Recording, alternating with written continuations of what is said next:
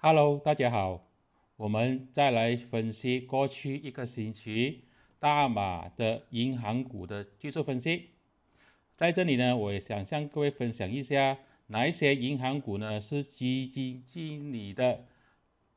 宠爱，哪一个呢是被基金经理抛弃了，这样呢就对你们的这个投资策略呢应该会有所帮助。首先，我们来看一下这个Bursa Malaysia 的 Finance Index，可以看到它是一个新低，星期五的时候是一个52周新低。我认为呢，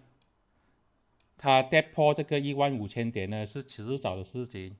它的下一个支撑呢就是14900点，继续往下掉的机会是很高的。这个是 Index， 基本上板块呢已经跟我们讲说，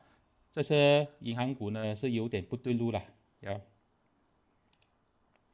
首先，我们来看一下 Maybank。Maybank 呢现在正在被这个支撑线8.56、8.57守住了，也就是这个前高的这个阻力线，它还没有跌破这个颈线，下面又有筹码峰守住，它的下一个支撑大概就是在8.4块左右，8.4块，它暂时的是好看一点。我们可以看到5月31号，当基金经理做这个 portfolio rebalancing 的时候呢，你可以看到呢，它是青色蜡烛的，成交量很大的，也就是说，它是基金经理的喜好宠爱之一。有这个股呢，意思是说呢，它有基金经理呢在扶持住，它要往下跌的话是比较困难，但是要往上去的话，我也觉得也是很困难，它最多是跌慢点罢了。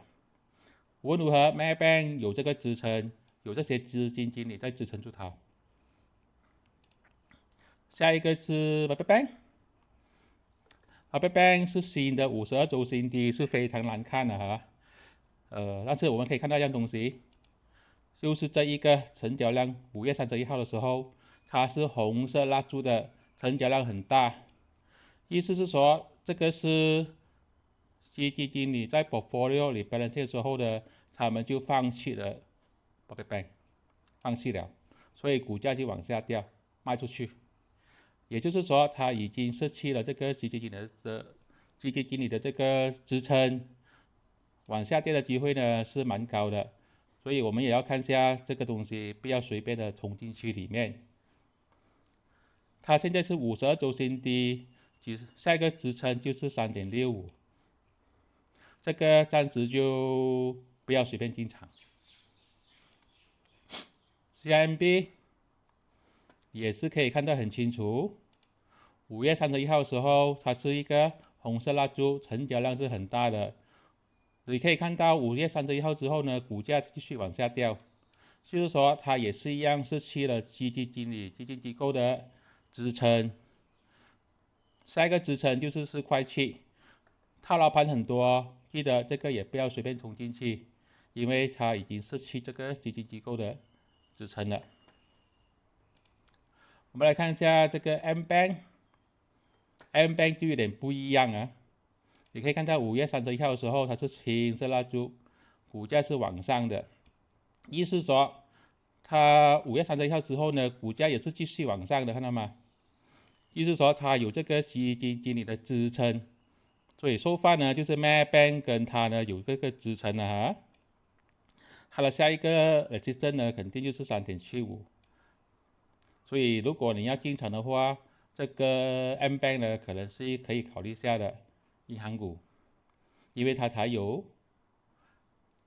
机构在支撑住它。我们来看一下好良 Bank， 也是一样啦。5月31号之后，股价继续往下掉，套牢盘很多，这个真的是也不要随便去接刀呀。基金机构呢也是放弃它了。我们看一下 RHB Bank， 也是非常类似。5月31号之后是红色蜡烛，跌破200天均线，然后继续往下掉，套牢盘很多，这个也不要随便去接刀，已经失去了基金机构的这个支撑。ABMB 呢，这个就在5月31号的时候是有支撑的哈，是上升的，但是这2天呢又跌回来，显然呢这边有这个解套的卖压，比起 M Bank 呢，老实讲呢 ，M Bank 比较漂亮点啦，呀。所以这边的银行股里面，我是讲大型的啦，小型的我就不看了啦哈。Maybank 跟 M Bank 跟 Alliance Bank 呢，这3个呢有基金机构的支撑，其他的 Public Bank、CIMB、Hong Leong Bank、RHB Bank 基本上都已经没有了啦，呀。M Bank 呢是我觉得是最强支撑的，下一个就是还有 Maybank， 这2个是最强的支撑，其他的就放弃了。现在就看一下它，如果它股价继续往下去的话，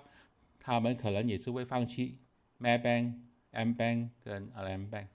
所以大家真的是不要轻易的进场。要进场的话呢，也要看是哪一个银行股，不是全部银行股都是一样的。